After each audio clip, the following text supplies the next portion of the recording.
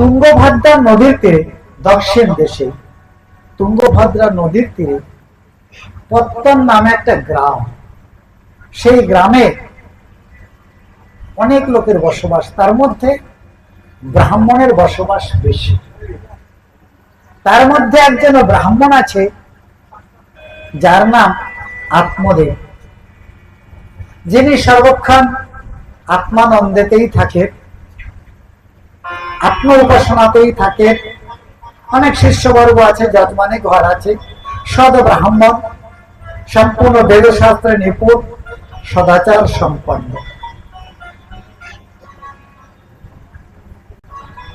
বাস করে, কিন্তু তার পত্নী দেখতে খুব সুন্দরী, কিন্তু স্বভাবটা সম্পূর্ণ তার বিপরীত। সে লোকের সঙ্গে ঝগড়া না করলে থাকতে পারে না। আবার এর কথা একটু তার কাছে, তার কাছে কথা একটু তার কাছে বলে দুজনের মধ্যে একটু ঝগড়া লড়াই বাঁধালে তার ভালো লাগে মনটা, নাহলে তার মনে শান্তি হয়, তার দিন কাটে না। কিন্তু ব্রাহ্মণ দেবতা জানেন না।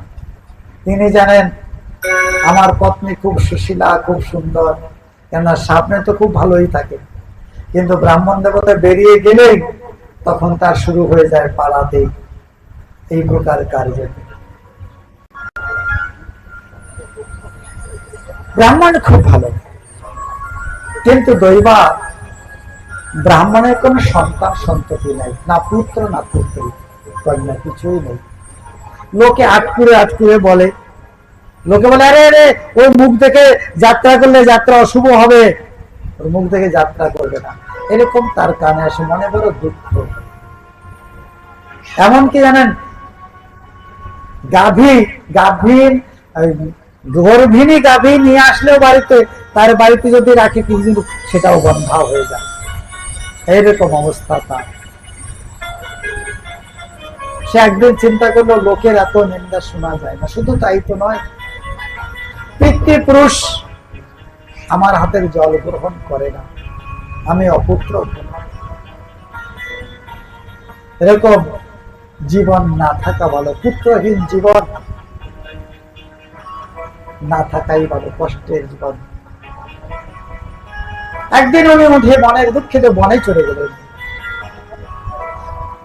মনে মনে চিন্তা করলেন, যদি বনে কোনো অকস্মাৎ ঋষি আদির সঙ্গে দেখা হয়ে যায়, তার কৃপাতে যদি পুত্র লাভ করতে পারি তবে বাড়িতে ফিরে আসব, না হলে আর ফিরে আর আসবো না, নিজের জীবনকে বিসর্জন দিয়ে দেব। জঙ্গলে গিয়ে একটি জলাশয় দেখে জলপান করতে লাগলেন। দেখলেন ওপারে একজন সন্ন্যাসী ঋষি এসেছেন, সাধু এসেছেন। মনে করলেন আমার কার্য সিদ্ধ হবে। শাস্ত্রে বলেছে না, মহাজনকার বলেছেন যে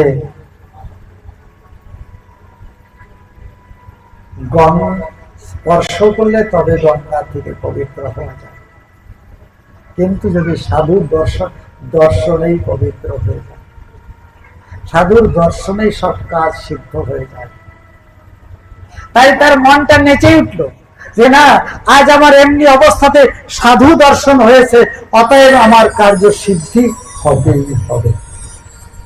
সাধু দর্শন যেদিন সকালবেলা উঠে মনে করবেন যে আমার সাধু দর্শন, সামনে সাধু এসে যায়, জানবেন আপনার সেদিনে সব কার্য সিদ্ধ হবে, সফল হয়ে গেল।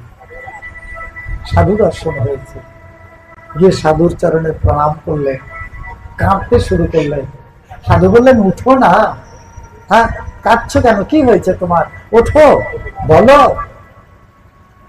ধরে তুললেন, বললেন সাধু বাবা, আমার দুঃখের কথা তোমাকে কি জানাবো, আমার মতন দুঃখী কেউ নাই, আমার মতন পাপী কেউ নাই।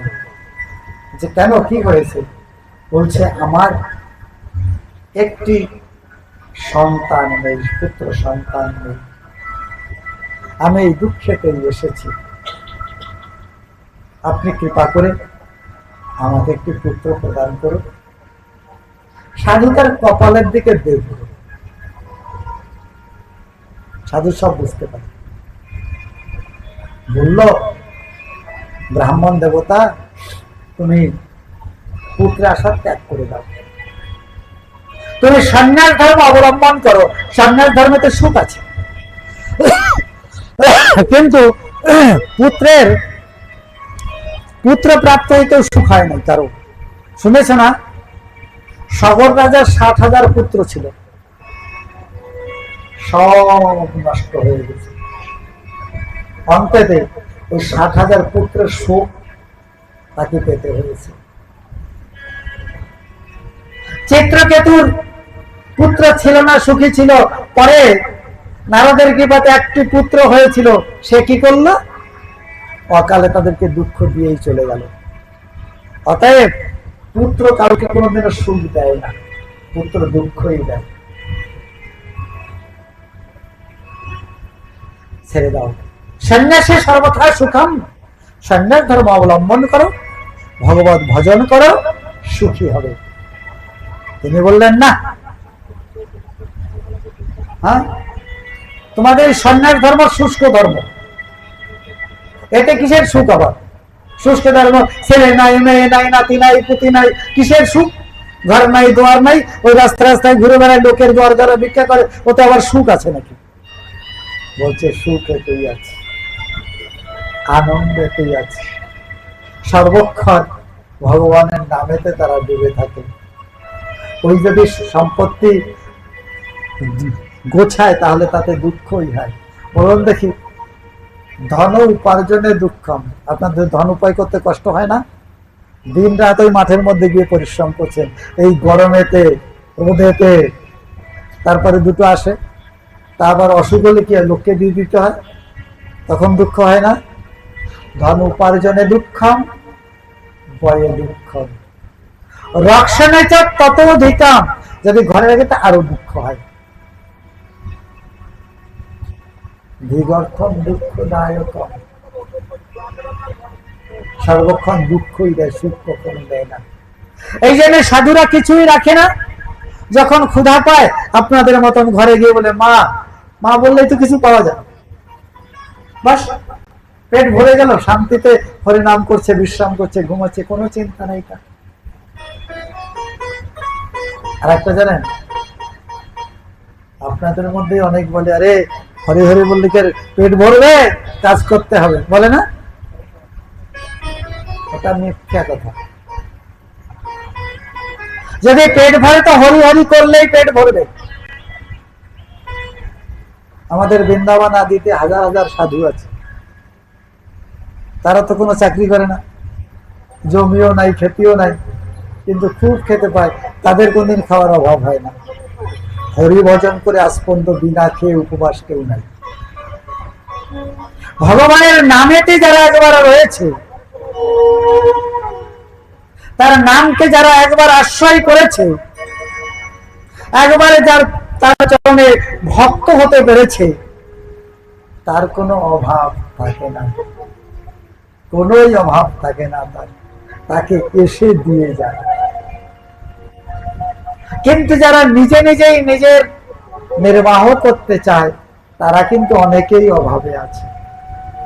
উপবাস অনেকেরই থাকতে হয়,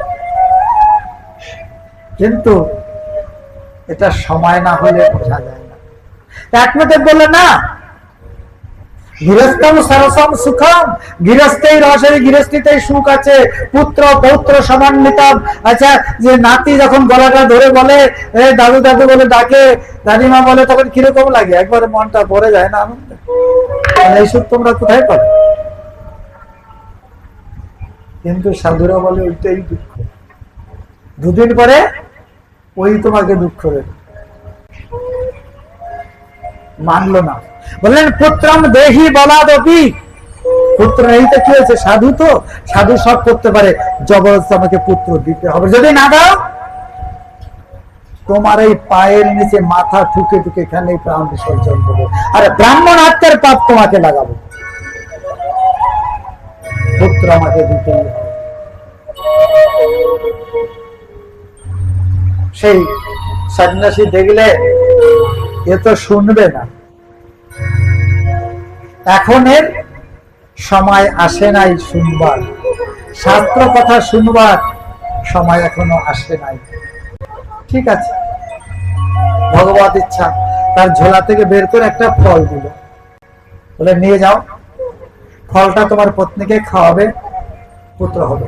আর শোনো, ফল খেলে কিন্তু সদাচারে থাকতে হবে, মিথ্যা কথা বলা যাবে না, ঝগড়া করা যাবে না,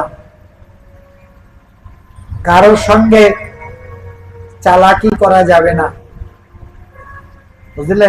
সদাচারে থাকতে হবে সর্বক্ষণ, ভগবত সেবা পূজা হরিনামের মধ্যে থাকতে হবে, তোমার সুন্দর পুত্র হবে,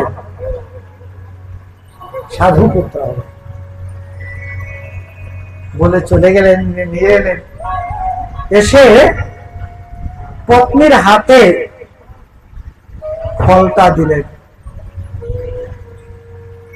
কিন্তু পত্নী তো উল্টা, ইনি তো আনন্দতে দিয়ে চলে গেলেন যজমান বাড়িতে।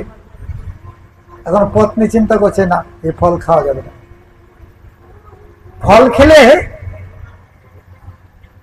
গর্ব হবে, পেট বড় হয়ে যাবে, চলতে পারবো না, খেতে খাওয়ার কম হয়ে যাবে, দুর্বল হয়ে যাব, যদি চোর আসে সব নিয়ে যায়, আমি তো তখন পালাতে পারবো না, ঘরে আগুন লাগলে পালাতে পারবো না। তারপরে সব থেকে বড় কথা, সদাচার থাকতে হবে, তাই হয় নাকি? সদাচার থাকা খুব কষ্টকর, এই করা যাবে না, সে করা যাবে না। আবার আমি একটু পাড়া প্রতিবেশীতে যাই, এই কথা ওর কাছে বললে একটু ঝগড়া তারা করলে দেখতে ভালো লাগে, একটু মজা পাই, সেগুলি করা যাবে না, না, ফল খাওয়া যাবে না। তার একটা বোন ছিল, বোনের তখন গর্ভ 3 মাসে। বোনকে সব কথা বললে বোন বলে, একজনে চিন্তা করছিস কেন, জানিস তো আমার স্বামী লোভী, কিছু টাকা দিলে না, এই যে আমার এখন গর্ভে ছেলে আছে, ছেলে তোকে দিয়ে দেবে, আর তুই বলবি ঘরে চুপচাপ থাক, বলবি আমার ছেলে হয়েছে, বাস তাই করবে। দুষ্ট দুষ্ট বুদ্ধি হয়। আর তাহলে ফলটা কি করবো, বলে ওই ফলে আবার কোনোদিন হয় নাকি, ছেলে হয় নাকি, ওই গাইটাকে খাইয়ে দেবে, ফলটা গাইটাকে খাইয়ে দিল, আর ঘরে চুপচাপ থাকতে লাগলো, কাপড় চোপড় পেটে বেঁধে পেটটা বড় বানিয়ে, না কাজ করতে পারছি না, দুর্বল হয়ে গেছি, অসুস্থ বলে বলে কাটাতে লাগলো। তার বোনকে ঘরের কাজ করতে এনে রেখে নিল, এইভাবে করে চলছে। সময় এলে তার বোন যখন প্রসাব করেছে, ছেলেটা রাতে অন্ধকারে এসে দিয়ে গেল, তাকে কিছু টাকা দিয়ে দিল, গোপনে মেটে গেল। আত্মদেবকে বলছে যে আমার ছেলে হয়েছে, দেখ। আত্মদেব বলছে ঠিক আছে, নাম সংস্কার করতে হবে। বলছে না না, আমার নামে নাম করতে হবে, আমার নাম হচ্ছে ধুন্দুলি, আমার ছেলের নাম হবে ধুন্দুকারী। বেশ, তাই হোক। আর শোনো, ওই আমার বোনকে এনে রাখতে হবে, কেননা দুগ্ধ নাস্তি কুচে মম, বলে আমার দুধ নেই, আর ওর ছেলে হয়ে মরে গেছে কিনা, তাই ওর দুধ আছে, ওর দুধ দিয়ে পোষণ করবে, ওকে রেখে দিতে হবে। আপনাদের তাই মানব, রেখে দিল। 3 মাস পরে ওই গাভীকে একটি বাছুর দিয়েছে। বাছুর দিয়েছে মানে একটি সন্তান দিয়েছে, মানুষের সন্তান হয়েছে, দেখতে অপূর্ব, একদম দেবতার মতন চেহারা, কিন্তু 2টো কান হচ্ছে গরুর মতন। তাই আপনাদের তার নাম রাখলো গোকর্ণ। ধীরে ধীরে দুজনেই বড় হলো, আপনাদের নিজেই দুজনকে পড়াতে লাগলো, বেশ অধ্যয়ন করাচ্ছে, দুজনকে একই অধ্যয়ন করাচ্ছে। কি হয়েছে জানেন? গোকর্ণ পণ্ডিত জ্ঞানী ধুন্দুকারী গোকর্ণ তো বড় পণ্ডিত হয়ে গেল, জ্ঞানী হলো, আর ধুন্দুকারী মহাকল। দেখেছেন, মাই এই জগতে একটা সুপুত্রকে দিতে পারে, একটা কুপুত্রকে দিতে পারে। এই মা যদি সৎ হতো, সদাচারী হতো, সত্যবাদী হতো, সদাচারী হতো, হরিভক্তি পরায়ণ হতো, তাহলে ওই গোকর্ণ ওই গরুর পেট থেকে জন্মগ্রহণ করতো না, এই ধুন্দুলির পেট থেকেই জন্মগ্রহণ করত।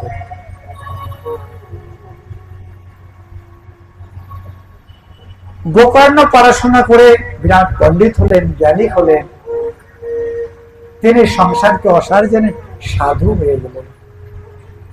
আর এই যে ধুন্ধুকারী মহাখল হল, ও ঘুরে বেড়াতে লাগলো তাদের সঙ্গে, যারা নিষ্কার্য করে তাদের সঙ্গে ঘুরে বেড়াতে লাগলো।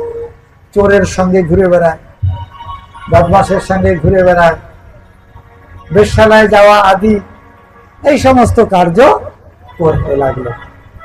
সবসময় অপবিত্র ভাবে থাকে। যারা ওই আগেকার দিন ছিল, এখন তো পৃথক নাই।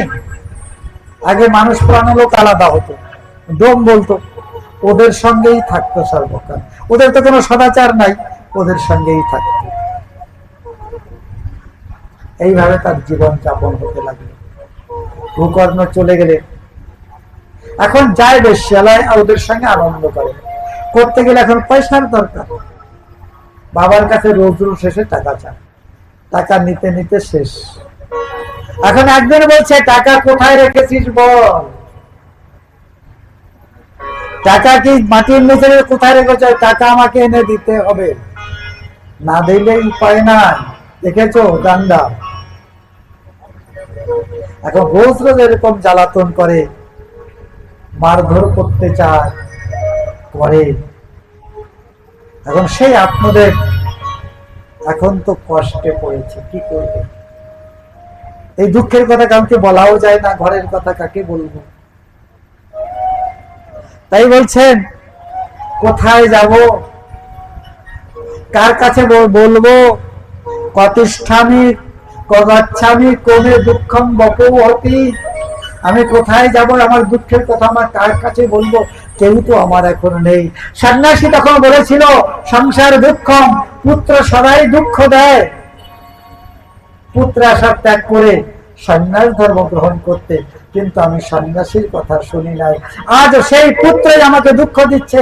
আমি ঘরে থাকতে পাচ্ছি না, বৈরাগ্য নাই, বাইরেও যেতে পাচ্ছি না, কোথায় যাব? একদিন রাতে অন্ধকারে তিনি আবার ঘর ছেড়ে বনে চলে গেলেন। সেদিন চলে গেছিলেন, পুত্র নাই কেন? আজ যাচ্ছেন, পুত্র হলো কেন? আবার আজ গোকর্ণের সঙ্গে দেখা হলো। গোকর্ণ বললেন, পিতা কোথায় যাচ্ছিলাম?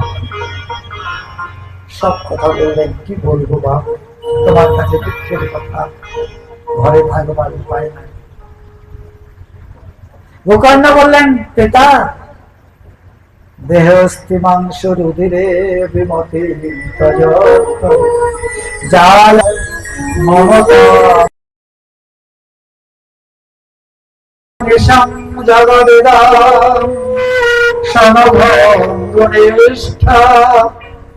বৈরাগ্য রাগ রসিক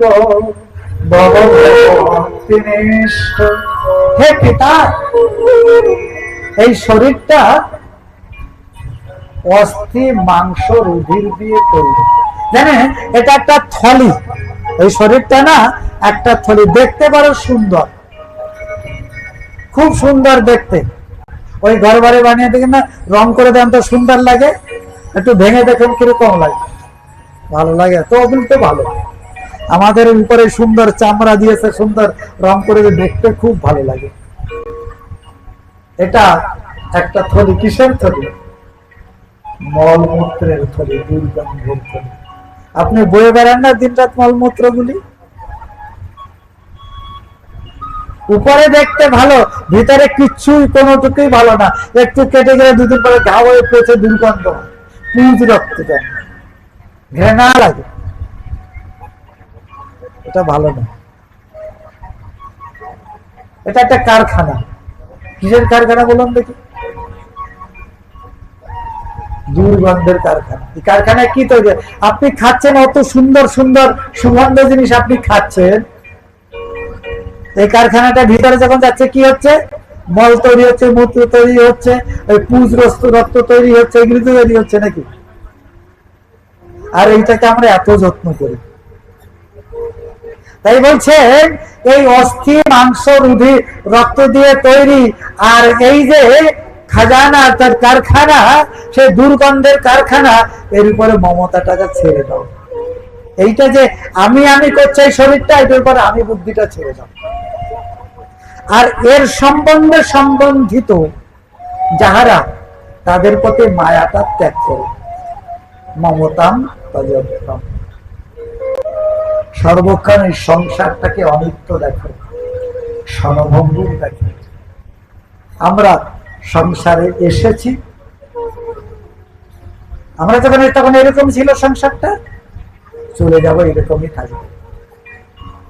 আমরা কিছু নিয়েও আসি না, কি আমাদের নিয়েও যাবে না, সব কিন্তু এরকমই থাকবে। দুদিনের মধ্যে হায় হায় হায় করে কোনো লাভ নাই, পরিভোজন করে ছেড়ে দাও। বৈরাগ্য রাগ রসিক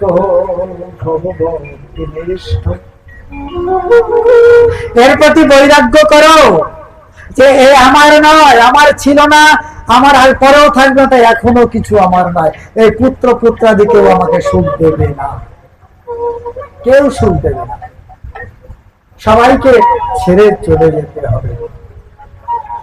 অতএব এর থেকে অভিমতি তেজ ধর্মং ভজস্য সততং তজলোক ধর্মান। এই আমার নাতিকে সন্তুষ্ট করতে হবে, জামাইকে সন্তুষ্ট করতে হবে, আত্মীয় স্বজন রয়েছে, এইগুলি ছেড়ে দাও, কোনো লাভ নাই। এই লোক ধর্মকে ত্যাগ করে কেবল ভগবত ধর্মকে অবলম্বন করো, সনাতন ধর্মকে অবলম্বন করো, তাহলেই সুখ পাবে। গোপালের কথা শুনে আর বাড়ি ফিরে গেলেন না, সব ত্যাগ করে বলছে কি করব, এখন তো বৃদ্ধ বয়স, 60 বছর উত্তীর্ণ হয়ে গিয়েছে, সাধন করবার তপস্যা করবার তো ক্ষমতা নাই, জঙ্গলে যাব, কি খাবো, কোথায় থাকবো, বলে তোমাকে কিছু করতে হবে না, বলে এই ভাগবত গ্রন্থটি সঙ্গে নিয়ে যাও, কেবল ভাগবত পড়বে, আর কিছু করতে হবে না। কি করলেন? গত 6ষ্ঠ বর্ষে, 60 বর্ষ চলে গেছে, যুক্ত হরের নবীনাম পরিচর্যায়াস শ্রীকৃষ্ণ মাপনিয়তম দশবর্ষ পাঠাৎ। কেবল ওই জঙ্গলে গিয়ে কিচ্ছু করে নাই, ভগবানের চরণে মনটা সমর্পণ করে কেবল শ্রীমদ ভাগবতের 10ম স্কন্ধ পাঠ করতে। 10ম স্কন্ধ পাঠ করতে করতে একদিন দেখা গেল ভগবানের দিব্য রথ এসেছে। বলছে, আত্মদেব, তোমার জন্য ভগবান রথ পাঠিয়েছে, চলো। শ্রীকৃষ্ণ মাপনিয়তম দশবর্ষ পাঠাৎ। কেবল 10ম স্কন্ধের পাঠ করে এই 60 বছর বয়সে ভগবানের চরণ কমলকে প্রাপ্ত হয়ে গেছে। এর থেকে আর কি আছে বলুন? বলে ভাগবত মহাপুরাণে কি আর কিছু নেই। এখন আমরা গুরু হয়ে গেছি, কিছু করার তো ক্ষমতা নেই আমাদের। কেবল যদি আমরা ভাগবত কথা শ্রবণ করি অথবা পাঠ করি, তাহলেই ভগবানের চরণ কমলকে আমরা লাভ করতে পারি। আর সংসার সংসার বলে মিছে গেল কাল, লাভ না হইল কিছু ঘটিল জঞ্জাল। এই সংসার সংসার বলে কিছু লাভ হবে না। হ্যাঁ, আর মরার সময় কেউ কিন্তু সাথ দেবে না, সকলকে এইভাবে চলে যেতে হবে। আর এই সংসারের চিন্তা করতে করতে মরে আবার এই সংসারেই জন্মগ্রহণ করতে হবে, সেই দুঃখের মধ্যে লাভ হবে না। তাই শ্রীমদ ভাগবত শিক্ষা দিচ্ছে, যে কোনো অবস্থাতে ভাগবত যদি শ্রবণ অথবা কীর্তন করেন, তিনি শ্রীকৃষ্ণের চরণ কমলকে প্রাপ্ত হতে পারবেন। এইভাবে আত্মদেব চলে গেলেন, কিন্তু ধুন্দুলি তো বাড়িতে রয়েছে। ধুন্দুকারী এইবার রোজ আসে, আমাকে বলে, এই বাবার টাকা কোথায় রেখে গিয়েছে, টাকা দাও। একদিন তো বলছে, যদি টাকা না দিস না, ওই যে দেখছিস না উনানে কাঠ জ্বলছে, ওই জ্বলন্ত কাঠ দিয়ে পিটিয়ে পিটিয়ে পিটিয়ে পিটিয়ে মেরে দেবো, টাকা দাও। এখন মেয়ে ছেলে আমার কোথায় যাবে, এখন কার কাছে যাবে? বলবার তো দুঃখের তার কোনো সীমা নাই। ছেলেকে তো নিজেই তৈরি করেছে না, ফল তো নিজেকে পেতেই হবে। কি করলো? আর কোন না পেয়ে রাত্রেবেলা উঠে কুয়োর মধ্যে ঝাঁপ দিয়ে মরে গেল, কোন উপায় পেল না।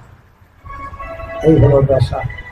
তবে যদি মা তো বেশিরভাগ আদরের জন্য ছেলেকে কিছু বলে না, না, ছেলেকে যদি তৈরি করতে না পারা যায় তাহলে এই প্রকারই দুঃখ ভোগ করতে হয়। কুয়োর মধ্যে আত্মহত্যা করি। এখন তো ধন্দকারীর খুবই সুবিধা, বলছে আর কেন বেশ্যা বাড়িতে যাবো, ওদেরকে এনে ঘরেই রাখবো। পাঁচটা বেশ্যাকে নিজের ঘরের মধ্যে এনে রেখেছে। রাখলে তো হবে না, তাদের পোষণ করতে হবে, খেতে দিতে হবে, তো কাপড় গহনা যখন যেটা চাই তাদেরকে সন্তুষ্ট করতে হবে। ঘরে তো কিছু নাই, কোথায় পাবে? চুরি করতে শুরু করেছে, চুরি করে আনে, ডাকাতি করে নিয়ে আসে। একদিন তারা গহনার আবদার করলো, গহনা আনতে তো ভালো জায়গায় চুরি করতে যেতে, অনেক দূরে চুরি করে নিয়ে এলো। অনেক গহনা, অনেক সুন্দর সুন্দর কাপড় আদি সব নিয়ে চলে এসেছে, এসে দিয়েছে। উপরে তারা খুব সন্তুষ্ট দেখালো, খুব সন্তুষ্ট হয়েছে। কিন্তু কি চিন্তা করলো মনে মনে জানেন? এ রোজ রোজ চুরি করতে যায়, লোকের বাড়ি থেকে চুরি করে আনে। লোক কথাই বলে না, চোরের 10 দিন, গৃহস্থীর 1 দিন। একদিন ধরা পড়বেই পড়বে। আর যেদিন ধরা পড়বে, পুলিশে হাতে পড়লে কি করবে? ওকে তো ধরে নিয়ে জেলে দেবে, জিনিসও সব নিয়ে নেবে। আর আমাদের কি দুর্দশা হবে তখন তার তো ঠিক নাই। তবে এক কাজ করা যাক, আমরা সবাই মিলে একে মেরে দিয়ে, এই যে টাকা পয়সা এবার তো অনেক এনেছে, গহনাপাতি অনেক এনেছে, আমরা সবাই যার যার ভাগ করে নিয়ে চলে যাব। একে মেরে বলে মারবি কি করে? বলে এটা মারাটা আর কি আছে, তো রোজ এসে মদ খেয়ে শুয়ে থাকে, যখন ঘুমিয়ে যাবে খাটের মধ্যে বেঁধে দড়ি দিয়ে গলার টিপে মেরে। রাত্রে সে ওইরকম যখন শুয়ে গিয়েছে, খাটের মধ্যে দড়ি দিয়ে ভালো করে ওকে বেঁধেছে। ঘুমান্ত ঘরে তো বুঝতে তো পারে নাই, ভালো করে বেঁধেছে। বেঁধে যখন গলা টিপতে যাবে তখনও নড়ে উঠেছে, কমবে গেছে, কিন্তু ছাড়াতে পারে নাই, কিন্তু তাকে মারতেও পারে নাই। তখন চিন্তা করলে এই অবস্থা থেকে যদি মারতে না পারি তাহলে তো এরপরে আমাদের কত প্রতিশোধ নেবে। কি করা যাবে? আগুন জ্বলছে, আগুনের জ্বলন্ত কয়লাগুলি এনে মুখের মধ্যে ঠুসে দিয়ে মেরে দিয়েছে, মরে গেল।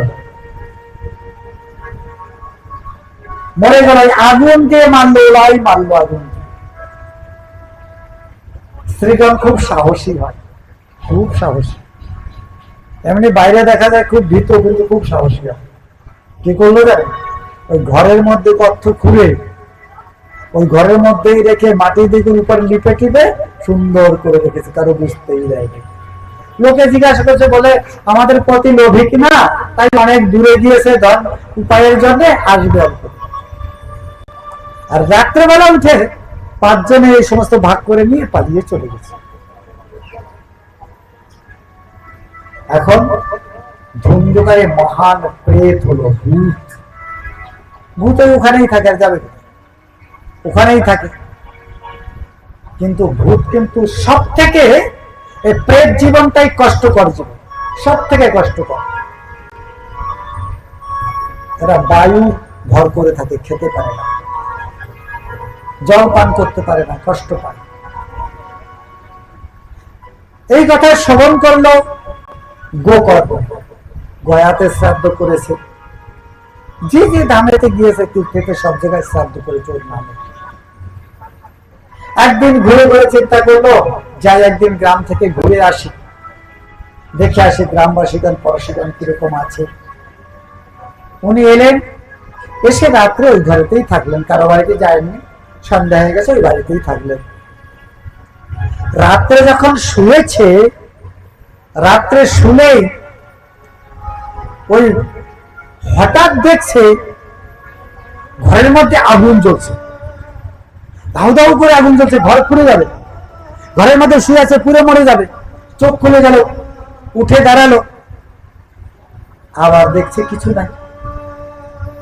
একটু পরে দেখছে কতগুলি মহিষ দৌড়াচ্ছে ওর মধ্যে, আবার দেখছে কতগুলি ভেড়া দৌড়াচ্ছে ওর মধ্যে, কতগুলি সেগাল দৌড়াচ্ছে। একটু পরস্পর পরস্পর পরস্পর দেখেই চলছে। বুঝতে পারলো সাধক কিনা, আমাদের মতন লোকগুলো তো হাত ফেলে পড়ে গেল, ভয় পেলে। ভগবান ভক্তের কোথাও ভয় হয় না। নারায়ণ পরাশব্দে কুতশ্চন নবিভ্যতি, কখনোই তারা ভয় পায় না। তিনি বুঝতে পারলেন কোন দুর্গতিগ্রস্ত জীব, কিন্তু কথা বলতে পারে না, করে কথা বলতে পারে না। তখন কি করলো, কমণ্ডলের জল ছিটিয়ে দিল। কমণ্ডলের জল দিতে ওর কথাটা ঠিক চলে এলো, কথা বলতে পারে। তখন জিজ্ঞাসা করলো, তুমি কে? অহং ভ্রাতৃয়স্মি, আমি আর কেউ নয়, আমি তোমারই ভাই, ধুন্ধুকারী আমার নাম। বলে তোমার এই দশা? বলে হ্যাঁ, আমার এই দশা হবে না, পাপ করেছে আমি, দশা কি আর একজনের হবে? সারা জীবন পাপ করেছি, শাস্ত্রের কথা শুনি নাই, শাস্ত্রের কথা মানি নাই, ধর্ম করি নাই, সর্বদা কুমার্গে চলেছি,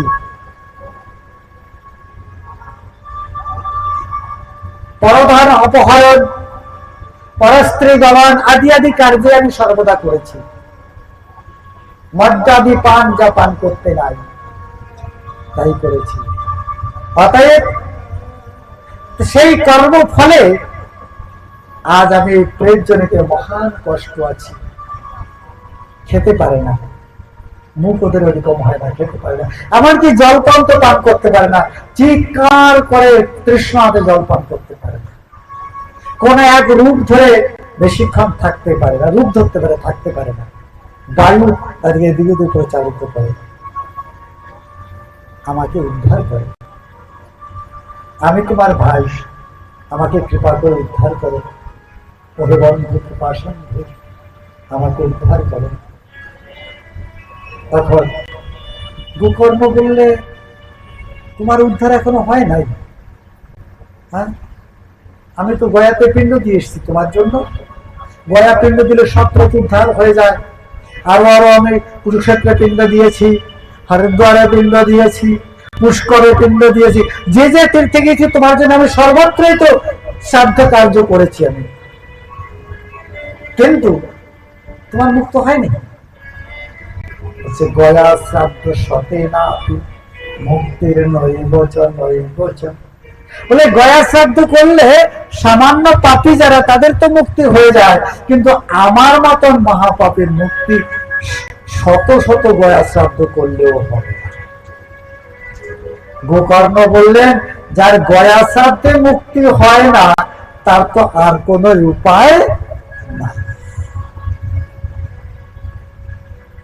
কিন্তু ধুন্ধুকারী বলছে, না, তুমি তো ভাই আমার, আমার বন্ধু, তুমি একবার কৃপা করে আমাকে, তুমি একমাত্র আমাকে মুক্ত করতে পারবে। অতএব তুমি অপার অন্য কোনো উপায় চিন্তন করো, যাহাতে আমি এই পাপ জনি থেকে, এই কষ্ট জনি থেকে মুক্ত হতে পারি। কোন উপায় চিন্তন করো। বললো, ঠিক আছে, তোমার কাছে, তুমি যেখানে থাকো তুমি চলে যাও, আমি এ বিষয়ে চিন্তন করব। প্রাতকাল হলে আরো পণ্ডিতগণ এলেন, তাদের কাছে জিজ্ঞাসা করলেন, সকলে বলছে আর কোনো উপায় নাই। গয়া শ্রাদ্ধে যার মুক্তি হয় না, আর কোন শাস্ত্রে এর উপরে কোনো বিধান দেয়নি। আর না পেরে গোকর্ণ সূর্যদেবকে স্তম্ভন করলেন। সূর্যদেব স্তম্ভিত হয়ে দাঁড়িয়ে গেলেন, গোকর্ণ স্তুতি করলেন। সূর্যদেব সন্তুষ্ট হয়ে তাকে বললেন, হে গোকর্ণ, সপ্তাহ বাচনম করি, তুমি ভাগবত সপ্তাহ করো। আর ওই প্রেত যদি ভাগবত সপ্তাহ কথা শ্রবণ করে, তাহলে অবশ্যই প্রেত জনি থেকে মুক্ত হয়ে সে দেবলোকে গমন করতে পারবে, এতে কোনো সন্দেহ নাই। সূর্যের কথা বিশ্বাস করে গোকর্ণ সপ্তাহের আয়োজন করলেন। সমস্ত লোককে বললেন, সকলে তোমরা আসো, ভাগবত সপ্তাহ শ্রবণ করো। নিমন্ত্রণ দিলেন দিকে দিকে সকলকে। সকল ভক্তগণ একত্রিত হলো এই শ্রীমদ্ ভাগবত কথা শ্রবণ করবার জন্য। শ্রীমদ্ ভাগবত কথা প্রারম্ভ হলো।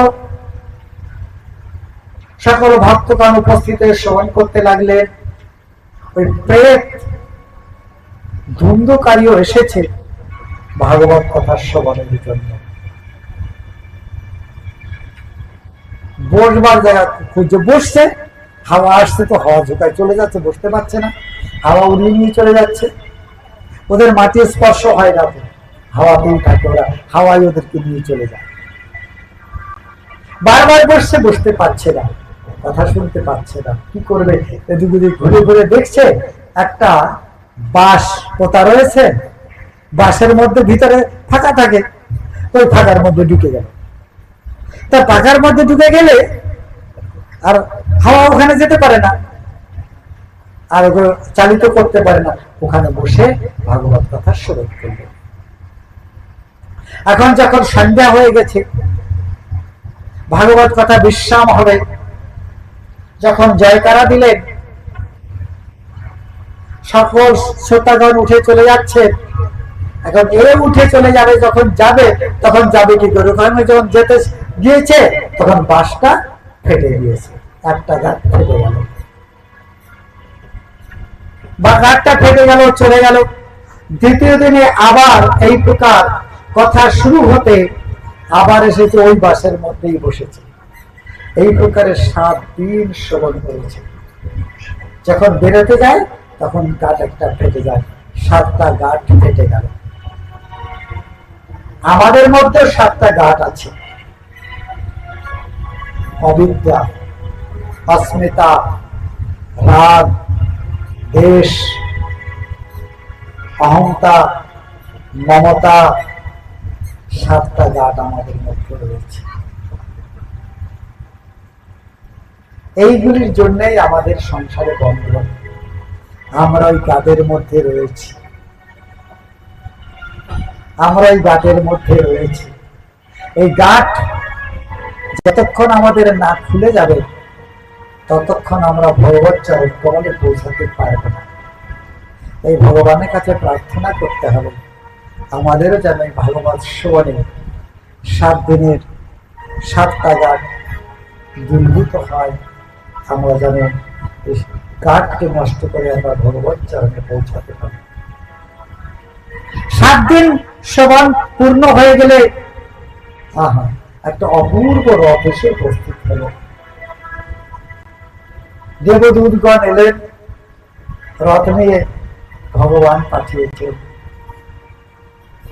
এদিকে ওই ধুন্ধুকারী ছিল তো প্রেতের মতন, তার প্রেত শরীর ছিল, কিন্তু ধুন্ধুকারী অপূর্ব শরীর পেয়েছেন, একদম দিব্য শরীর। পীতবাস বনমালা গলায় রয়েছে, কিরিট কুণ্ডল রয়েছে, একদম দিব্য শরীর পেয়েছেন।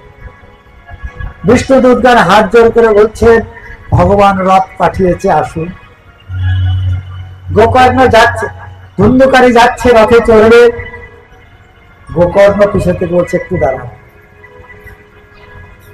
দেখে বলছে, বিষ্ণুদূতগণকে, হে বিষ্ণুদূতগণ, আপনাদের মধ্যে পার্শ্ববর্তী দোষ দেখছি, পক্ষপাতী দোষ আছে। বলছে, কেন? বলে, আমার এই 1000 শ্রোতা রয়েছে, সকলেই নির্মল শ্রোতা, সকলেই মন দিয়ে শ্রবণ করেছে, কিন্তু আপনি রথ এনেছেন একখানা, আর এই আমার এই অমল শ্রোতা রয়েছে, এদের জন্য আপনি রথ আনেননি কেন? বিষ্ণুদূতগণ বললেন, হে গোকর্ণ, আপনি ঠিক বলেছেন, কিন্তু পক্ষপাতী দোষ আমাদের নেই। আপনার এই শ্রোতাবার সকলে নির্মল শ্রোতা, সকলেই মন থেকে শ্রবণ করেছে, এটা সত্য কথা। শ্রবণম সমভাগেন মননম তথা না কৃতম।